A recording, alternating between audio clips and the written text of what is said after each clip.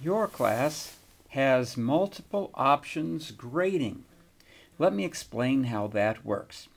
You have some small components of your grade, like a preliminary exam worth up to 10%, and you have some weekly quizzes worth up to 10% of your grade.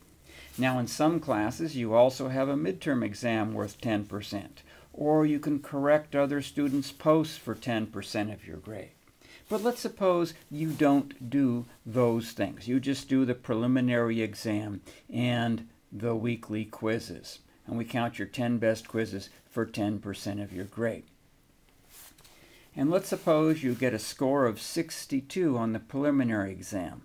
Well, not very good. But the good news is that these little 10% components of your grade, if you don't do well on them, or if you don't do them, we don't have to count them. Let's suppose you do pretty well on your weekly quizzes. Your 10 best quizzes add up to 95 points. That's a good grade. Let's count that. That'll help your grade. So these little components can help your grade if they're good, but they can't hurt your grade if you don't do them or if you do poorly on them.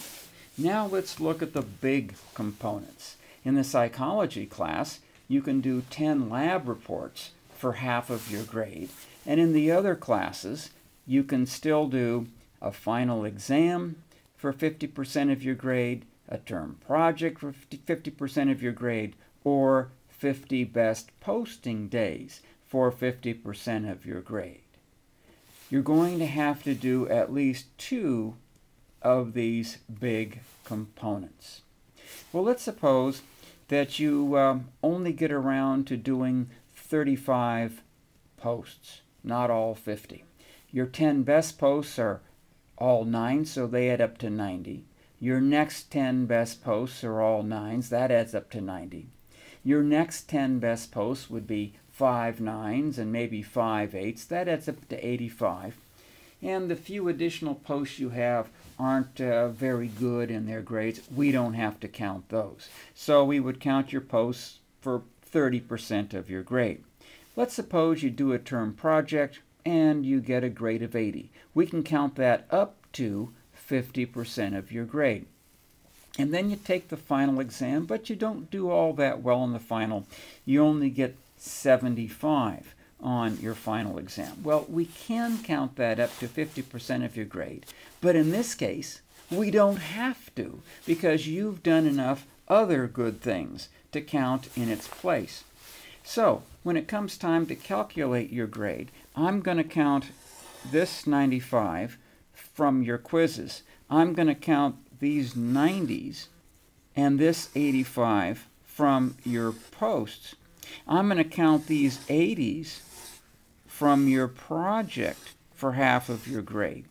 And then I need a little bit more, 10% more, to give you a complete grade. So I'll count your final exam, but only for 10% of your grade, not for 50% of your grade.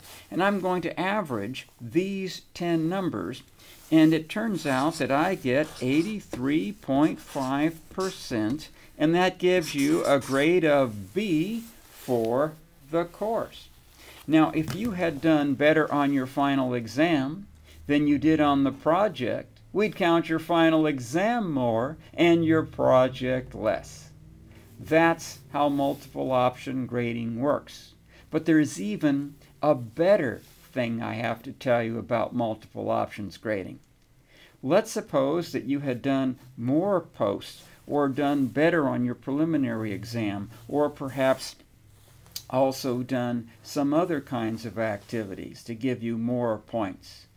Perhaps you would not have even had to take that final exam. You would have had enough to get a good grade without it. That's the system called multiple options grading.